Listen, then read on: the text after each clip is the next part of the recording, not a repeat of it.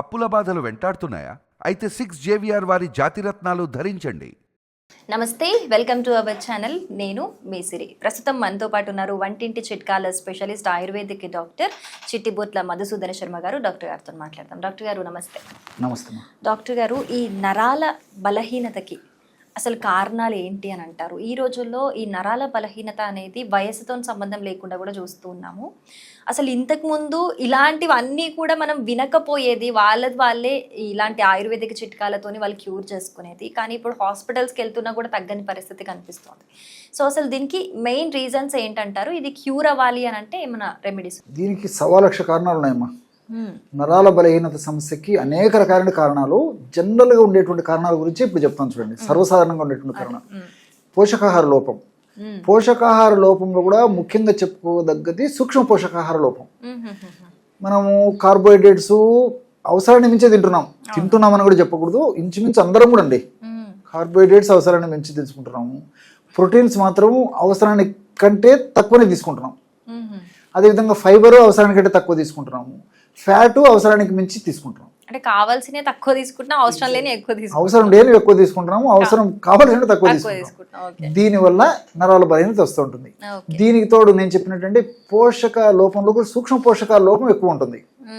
So B complex factors ఉండట్లేదు మనం తీసుకున్న ఆహారంలో. సెలినియము, జింకు, మెగ్నీషియము ఇలాంటి పదార్థాలు ఉండేటువంటి పరిస్థితి లేదు. కాల్షియం చాలా తక్కువ ఉండేటువంటి పదార్థాలే మనం వాడుకుంటున్నాము. సో ఇవన్నీ కూడా నరాల బలహీనత సమస్య కారణభూతాలు అవుతున్నాయి అన్నమాట. దీనికి తోడు మానసిక ఒత్తిడి, అదేవిధంగా ఈ ఫాస్ట్ ఫుడ్స్, జంక్ ఫుడ్స్ విపరీతంగా తీసుకోవడము, దట్టు రాత్రిపూట ముఖ్యంగా హెవీ ఫుడ్ తీసుకోవడము ఈ యొక్క డిన్నర్లో, ఇవన్నీ కూడా ప్రత్యక్షంగా పరోక్షంగా నరాల బలహీనత సమస్య అనేది కారణభూతం అవుతూ ఉంటాయి అన్నమాట. కాబట్టి ఇలాంటి అనేక రకాల కారణాల చేత మన దేహంలో ఏం జరుగుతుందంటే, నరాలలో శక్తినిచ్చేటువంటి కేంద్రాలు ఉంటాయి, వాటిని మైటోకాండ్రియా అంటారు అనమాట. ఈ మైటోకాండ్రియా సమర్థవంతంగా పనిచేయకపోవడము, మైటోకాండ్రియాలు చాలా తక్కువగా ఉండడము, వీటి వల్ల నరాల బలహీనత కలుగుతూ ఉంటుంది అనమాట. ఎప్పుడైతే శక్తినిచ్చేటువంటి కేంద్రాలు స్తబ్దుగా తయారైపోయాయో, శక్తి ఎక్కడి నుంచి వస్తుందండి? మనకు నీరసము, నిస్త్రాణ, బలహీనత, అంతుబట్టని అంతు చిక్కని నీరసాలు వస్తుంటాయి. ఇదొకటి. రెండోది ఏమంటే, ఈ నరాల కణాల యొక్క చుట్టూ కణ కవచం లేదా కణ పొర అనేటువంటిది ఉంటుంది అనమాట. ఆ చుట్టూ అంతా మైలిన్ షీత్ అంటారు దాన్ని. Myelin sheath. ఆ మైలిన్ షీత్ కూడా డ్యామేజ్ అయిపోతుంటుంది. ఆ కణ కవచం కూడా డ్యామేజ్ అయినప్పుడు దాని యొక్క ప్రభావం చేత కూడా ఈ నరాల వీక్నెస్, బలహీనత, నిస్త్రాణ, కాళ్ళు చేతులు తిమ్మిర్లు ఉండడము, మంటలు ఉండడము, పొగలు గక్కినట్టు ఉండడము, సూదులు గుచ్చినట్టు ఉండడము, ఇలాంటి అనేక రకాల లక్షణాలు కూడా వస్తూ ఉంటాయి అన్నమాట. కాబట్టి ఈ యొక్క నరాల బలహీనత సమస్య తగ్గేందుకు మంచి రెమెడీ చెప్తాను చూడండి. త్రిఫల చూర్ణము ఒక 50 గ్రాములు తీసుకోవాలి. త్రిఫల చూర్ణం ఎందుకు తీసుకోవాలంటే, కరక్కాయలు, తానికాయలు, ఉసిరికాయలు ఉన్నాయని చెప్పేసి దాంతో తయారు చేస్తారని చెప్పేసి అందరికీ తెలుసు. దాని గురించి నేను ఫర్దర్గా డెప్త్గా పోదలుచుకోలేదు, అది చాలా మంది తెలిసినటువంటి విషయం. సో ఈ త్రిఫల చూర్ణం ఎలా పనిచేస్తుందంటే, ఇందులో కొరసెటిన్ అనేటువంటి రసాయన పదార్థం ఉంటుంది. ఈ కొరసెటిన్ అనేటువంటి రసాయన పదార్థం ఉన్నటువంటి త్రిఫల చూర్ణాన్ని మనం వాడుకున్నట్లయితే అది న్యూరో ప్రొటెక్టివ్గా పనిచేస్తుంది. శాస్త్రీయం కూడా నిరూపణింది.